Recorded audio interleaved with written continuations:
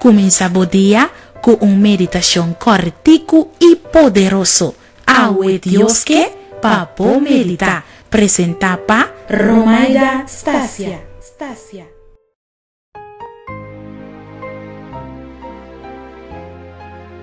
Un buen día y un feliz mañana a cada uno de mis ducha y entenan que está escuchando nuestra meditación diaria. Corregivo yo. Y te quiere día para ser un mamá o un tata de un desafío grande y a la vez esa que es una bendición. Tu día no está pensando en nos unan en el bienestar en el futuro. Como mayor no está preocupado hopi riba nos unan. Nos desea lo mejor para nosotros. Y ni más que con grande que nos vira, siempre nos unan te queda mucho para nosotros.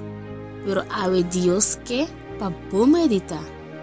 Proverbio 29:17 te dice: corregivo yo y él lo donaba tranquilidad. Sí, él lo hace por alma contento.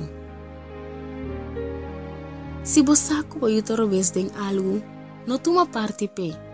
Corregivo yo y mostré su falta, pero así saque siempre de amor. No tiene miedo de estrafo yo. Si Dios me está disciplinando, ¿cuánto más nos como mayor me está corrigiendo yunan?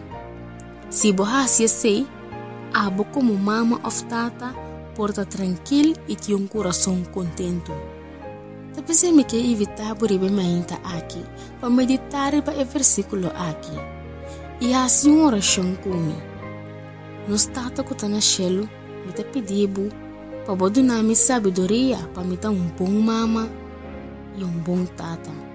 Laga mi vida porta un ejemplo, arriba mi yunan, para no por mirar arriba allí. Me tin asna tanto cos, como que sinha mi yunan, pero me no sa compassia sei simbogiang sa tata. Perdonami, na momento não comi por a falha, como yunan, of queda sin reprender of corriginan. Obra de mi vida e também de vida de mi yunan, protejanan for de tur maldad tata. Y laga que cada día nuevo nan por servir con interna alma, fuerza y corazón. Tú reza que nan también oración en el nombre de Cristo Jesús. Amén.